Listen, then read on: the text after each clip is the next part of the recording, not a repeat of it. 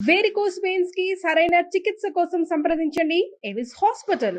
నమస్తే రమ్మగారు. నమస్తే జీ. మనం జ్వాలాదీపం అనే ఒక సిరీస్ స్టార్ట్ చేసామండి. ఫస్ట్ ఎపిసోడ్ అయిపోయింది, రెండో ఎపిసోడ్లోకి వచ్చాం. సెకండ్.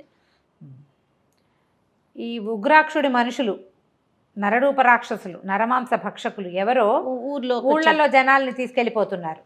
ఇంత నమ్మల. ఎందుకంటే ఉగ్రాక్షుడు చిత్రసేనుడు మాట్లాడుకున్నారు ముందు. ఏమన్నాడు ఉగ్రాక్షుడు? సరే ఇదంతా నాది, ఈ అడవంతా నువ్వు ఇల్లు కట్టుకున్నావు కాబట్టి ఇది నీదంటున్నావు కాబట్టి ఇది ఇల్లు నీకు కుదిరింది కాబట్టి శిస్తు కట్టాలి, శిస్తు కట్టు, నీ పిల్లాన్ని నాకు అప్పచెప్పు అన్నాడు. అతను వీళ్ళని చంపేస్తాడని తీసుకెళ్ళిపోతాడని అనుకోలే. తన పాలనలో ఉన్న ప్రదేశం అని చెప్పాడు కదా, అందుకని నమ్మక వాళ్ళని అడిగాడు, బాబు ఎవరైనా మీరు చూసారా ఉగ్రాక్షుడు వీళ్ళేనా అంటే ఈ గ్రామస్తులు కొందరు ఏం చెప్పారంటే, అట్లా కాదండి, కొంతసార్లు వాళ్ళు తప్పి తగిలి మనుషుల్ని తీసుకెళ్ళటం, జంతువుల్ని, గేదెల్ని, ఆవుల్ని అలా చూసాం, కానీ పర్టికులర్గా వాళ్ళు మనుషుల్నే తీసుకెళ్ళటం మాత్రం మేము చూడలే. వాళ్ళు జంతువుల్ని, పక్షుల్ని, కోళ్ళని వాటిని పట్టుకుపోవటం మాకు తెలుసు, చూస్తూనే ఉండగానే పట్టుకుపోతారు, రాక్షసుల్లా ఉంటారు. మనుషుల్ని పట్టుకెళ్ళగా మేము ఎప్పుడూ చూడలే, కానీ వాళ్ళు నరమాంస భక్షకులు కాబట్టి తీసుకుపోయి ఉంటారని భావిస్తున్నాం. ఊహ, ఎవరో మాకు తెలియదు. మనుషులైతే మాయమైపోతున్నారు. వాళ్ళు రాత్రివేళ తెల్లవారుజామున కూడా వాళ్ళు ఎంతకుముందు పగటి వేళలే సాయంకాలాలే కనపడేవాళ్ళు అనేసరికల్లా సరే ఏమనుకున్నాడు ఈయన, ఆ ఉగ్రాక్షుడు ఎక్కడుంటాడు అని అడిగాడు. ఎక్కడుంటాడంటే తెలుసు జనాలకు కాస్త సుమారుగా. ఈ మంత్రులు, సైన్యాధిపతి వాళ్ళంతా ఉన్నారుగా, కోశాధికారి, మనకెందుకండి వాడితోటి, మనకెందుకేంటి, ఇది మన పాలనలో ఉన్న రాజ్యం, ఇక్కడి నుంచి ధవళగిరి దాకా మనదే, ఈ చుట్టుపక్కలంతా మనదే, మన పాలనలో ఉన్న ప్రజలు చచ్చిపోతుంటే వాళ్ళని ఎవరైనా తీసుకెళ్ళిపోతుంటే రాజుది కదా కర్తవ్యం. అంతే. నిజానికి చిత్రసేనుడు రాజకుమారుడు, వాళ్ళ తండ్రి రాజ్యానికి రాజు, జ్యేష్ఠుడైన సూరసేనుడే రాజ్యానికి కాబోయే రాజు. అతను ఎప్పుడు రాజ్యాంగంలో పాల్పంచుకోవాలి, తెలీదు, చిన్నపిల్లాడు కూడా, 18-19 సంవత్సరాల వాడు, ఏం తెలుస్తుంది. కానీ ఏదో చెయ్యాలన్న ఒక క్షత్రియ రక్తం వల్ల అలాంటి ఉద్దేశం కలుగుతోందన్నమాట. ఎవడో మన దగ్గరకు వచ్చి చచ్చిపోతున్నాము రక్షించండి అంటే చేయొద్దు మనం. అవును. అక్కడి నుంచి చూశాడు మన దగ్గర ఎంతమంది సైన్యం ఉంది కనుక్కున్నాడు. ఎందుకంటే అతనికి ఏమీ తెలియదు. నిన్న సాయంత్రం వచ్చాడు. ఇక్కడున్న సైన్యాధిపతి అందరూ కొత్తే, వాళ్ళంతా ఎందుకున్నారో, ఎక్కడి నుంచి వచ్చారో, ఎలా ఊడిపడ్డారో వాడికి తెలియదు అసలు. ఈ అబ్బాయికి సైనికులు ఎక్కడున్నారంటే ఇదిగో పైకి ఎక్కిచ్చాడు, చూపించాడు, ఇదిగోండి మన సైనికులే. చుట్టూతా ఏంటంటే కొన్ని వేల మంది సైనికులు దారంతా చదును చేస్తున్నారు. ఎందుకంటే వాళ్ళకి ఇల్లు వాకిళ్ళు ఏం లేవు, ఈ కోటతో పాటే పుట్టారు వాళ్ళంతా సడన్గా. ఓహో. ఆయన యొక్క మంత్రబలంతో ఆ వేల మందిని చూసేసరికి ఆ సిద్ధుడి మీద ఎంత భక్తి కలిగిందో ఇతనికి. నువ్వెక్కడో మహానుభావుడు, ఇంత సైన్యాన్ని ఇచ్చావు నాకు, నీ కనీసం నీ కోరిక మేరకి, నీకున్న ఏమంటారు నీ జప ఫలితానికి నేను కొంచెం న్యాయం చేయాలి, నీకు అన్యాయం చేయకూడదు అనుకున్నాడు. సరే వీళ్ళదంతా ప్లేసెస్ చదును చేస్తున్నారు, ఇళ్ళు బాకిళ్ళు ఏర్పాటు చేసుకుంటున్నారు, ఈ కోల్లో ఉన్నారు. అయితే సైన్యాధిపతిని అన్నాడు, పదా మనం వెళ్ళి వాడిని చూసేద్దామంటే ఉనికిపోయాడు. అమ్మో అన్నాడు, ఇప్పుడే కదరా నా కోసం ప్రాణమైనా ఇస్తానన్నావు, రాక్షసుని చూసి భయపడతావా, నీలాంటి వాళ్ళేనా వాళ్ళందరూ కూడా అంటే, కాదు అందరం మేము ధైర్యస్తులమే, కాకపోతే రాక్షసులతో ప్రయత్నం అంటే కొంచెం భయం అనిపిస్తుంది కదా, ఆలోచించండి అన్నాడు. ఆలోచించేది ఏం లేదు, మనం వెళ్ళవలసిందే, మాట్లాడకుండా ఇది కుదరదు.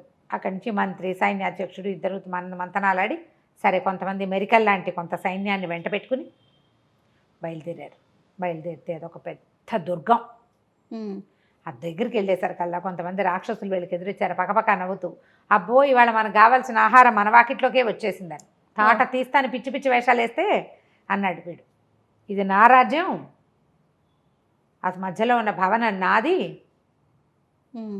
అనేసరికల్లా వాళ్ళు ఉలిక్కిపడ్డారు. ఓ ఆ భవనంలో రాజుగారు మీరేనా అనేసి, కాబోయే మహానాయకుడిని మీరే ఇస్తారని మా రాజుగారు చెప్పారన్నాడు. అనగానే వీడికి డౌట్ వచ్చింది.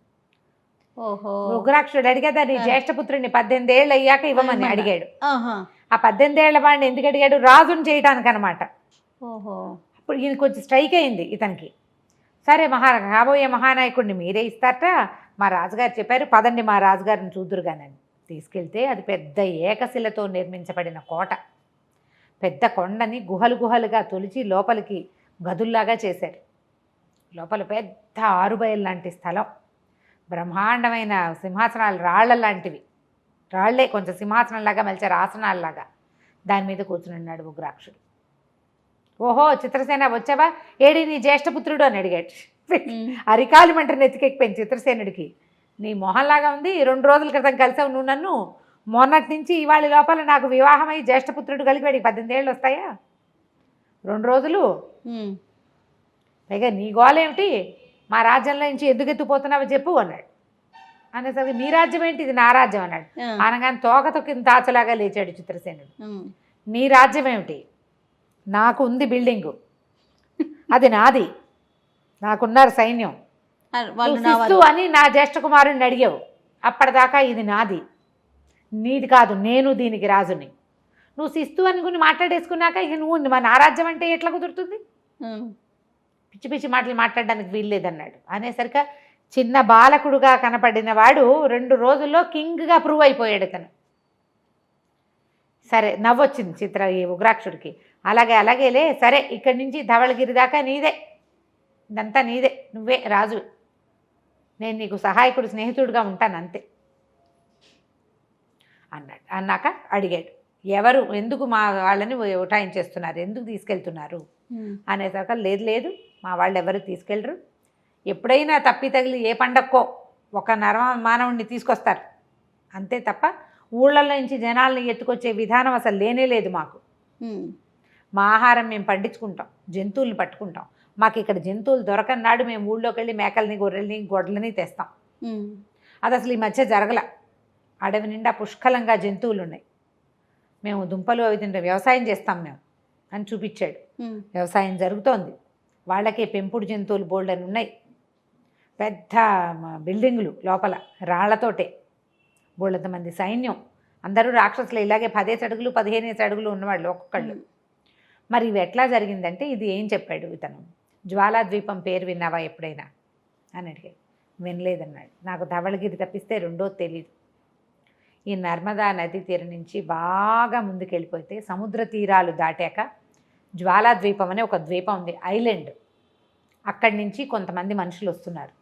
వీళ్ళు ఎలా ఉంటారు, వాళ్ళ దగ్గర పెద్ద పెద్ద పక్షులు ఉంటాయి, వాటికి ఇంతంత పొడుగు ముక్కులు, పెద్ద రెక్కలు, మహాభయంకరమైన పక్షులు, నోట్లోంచి మంటలు వస్తుంటాయి వాటికి. ఒక రకంగా డ్రాగన్ లాగా చెప్తున్నారు. అపరిమితమైన పదునైన గోళ్ళు, ముక్కు, దాని మీద పులివేషం వేసుకున్నటువంటి పులిరాయిళ్ళు వాళ్ళు వస్తున్నారు. వాళ్లే మనుషుల్ని తీసుకెళ్ళిపోతున్నారు. ఇదివరకు మా మీద కూడా వస్తే మా సైనికులు మన నిప్పులు చూపించి వాటిని బెదరగొట్టారు. మేము పట్టుకోవడానికి ప్రయత్నం చేశాం, వాళ్ళల్లో ఒకడు దొరికాడు, కానీ వాడు మర్నాడే చచ్చిపోయాడు. మేము పట్టుకోలేకపోతున్నాం. మా మీద కూడా వస్తున్నారు వాళ్ళు, మేము వాటిని బెదరగొడుతున్నాం. జ్వాలాద్వీపం వాడు అని తెలిసింది మాకు, వాళ్లే పట్టుకుపోయి ఉంటారు.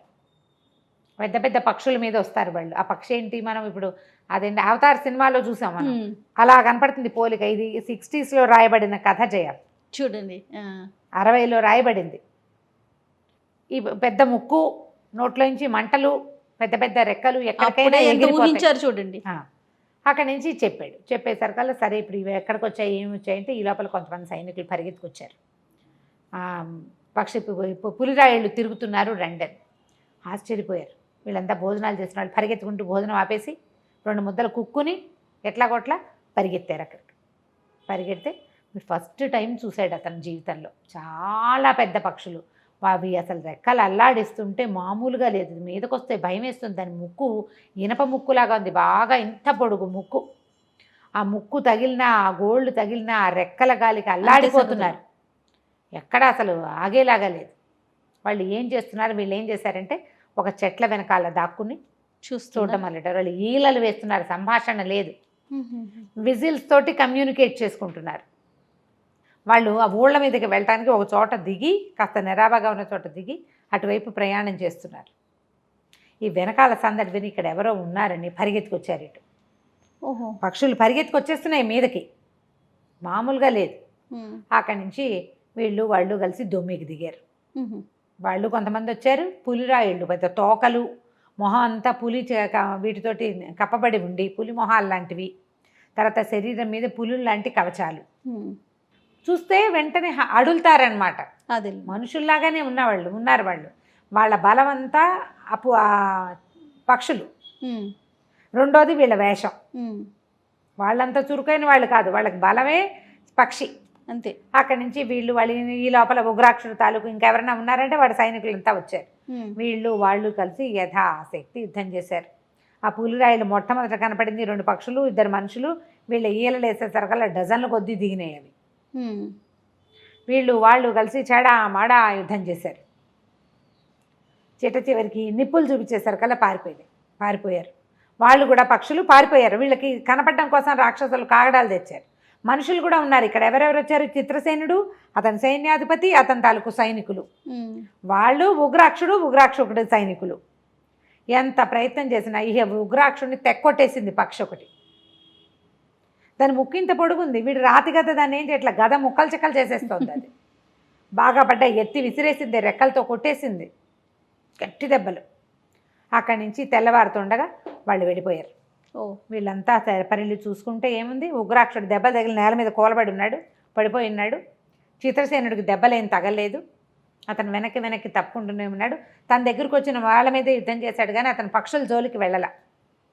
బట్ తెలుస్తోంది వాటి ముక్కు, వాటి గోళ్ళు, వాటితోటి మనం రక్షించబడలేము అని. ఉగ్రాక్షుడికి ఏంటంటే తల అది ఎక్కువ అన్నమాట. నేను చాలా బ్రహ్మాండ నాయకుడిని, ఇదంతా నాదే, నేను ఎక్కడా తగ్గనని అతను పక్షుల మీదకి వెళ్ళాడు. ఆ పక్షులేమో చితకొట్టేసినాయి. దానదీనా తెల్లవారాక చూసుకుంటే ఏముంది, వీళ్ళలో ఒకడు పోయాడు. చాలామందికి దెబ్బలు తగిలాయి. ఉగ్రాక్షుడు చితకొట్టబడ్డాడు. వాళ్ళు ఒకళ్ళు కూడా దొరకలేదు. వాళ్ళకేం అవల. దెబ్బలు తగిలిన పులిరాయిలంతా పక్షుల మీదకి పారిపోయారు. ఉగ్రాక్ష ఏమిటి సంగతి, పర్వాలేదా అని అడిగాడు చిత్రసేనుడు. పర్వాలేదు, 10 రోజులు మంచం పట్టాల్సి వస్తుందేమో, ప్రాణాపాయం చేసేంత చేయలేకపోయింది. అది మనిషి అయితే చచ్చిపోయేవాడు, వాడు బండ రాక్షసుడు కాబట్టి బతికున్నాడు అనమాట. ఇప్పుడు ఏం చెయ్యాలి వీటికి, ఇవి ఏ పక్కనకి వాళ్తున్నాయో చూసుకోవాలి. అక్కడి నుంచి చిత్రసేనుడు ఏమన్నాడంటే, నీ తెలివి వీటికి చాలదు, నా మాట విను. కొంతమంది గూఢచారులను పంపిస్తాం. ఇవి ఇప్పుడు ఈ రాత్రి ఇక్కడ దిగాయి, రేపు ఎక్కడ దిగిపోతాయి, ఎల్లుండి ఎక్కడ దిగిపోతున్నాయి, ఎక్కడైనా పొలకు కనపడంగానే మనకి ఆసరా వచ్చి మనం పరిగెత్తుకుంటూ అక్కడికి వెళ్ళేలాగా ప్లాన్ చేసుకోవాలి. ఇట్లా చేద్దామని చెప్పి ఇక తన రాజ్యం జోలికి వెళ్ళాల, ఇక్కడే ఉన్నాడనమాట వీళ్లతో పాటే. ఉగ్రాక్షుడు ఏంటంటే ఇప్పుడు రేపు తమ కాబోయే రాజుని ఇవ్వబోతున్నాడు కదా. ఇక ఉగ్రాక్షుడి కోటలో ఎంత బంగారం ఉందో, ఎన్ని రత్నాలు వజ్రాలు ఎన్ని కనపడ్డాయో చూపించాడు. నేను ఇవన్నీ పెట్టుకున్నానండి. ఇతను అడిగాడు, మీరు రాక్షసులు కదా, మీకు ఎందుకంటే రేపు నాటికి 18 ఏళ్ల తర్వాత జరగబోయే ఒక మహాపర్వానికి ఉపయోగపడతాయని ఉంచానన్నాడు. ఈయనకి తన జ్యేష్ఠపుత్రుడికి 18 ఏళ్ల తర్వాత జరగబోయేదానికి ఏదో అటాచ్మెంట్ ఉందని అనిపించింది. మనుషులకే కాదు మాకు కూడా అవసరాలు ఉంటాయి, మేము ఏదైనా చేయటానికి కావాల్సి వస్తుందని సేకరించి పెట్టానని చెప్తాడు. ఎంత ఉంటుందో బంగారం లోపల, సంచులు కట్టినా సరే అలాగే ఉంటుందన్నమాట. ఉగ్రాక్షుడి దగ్గర వాళ్ళ తండ్రి మా ధవళగిరిలో కూడా అంత బంగారం లేదని భావించాడు అతను.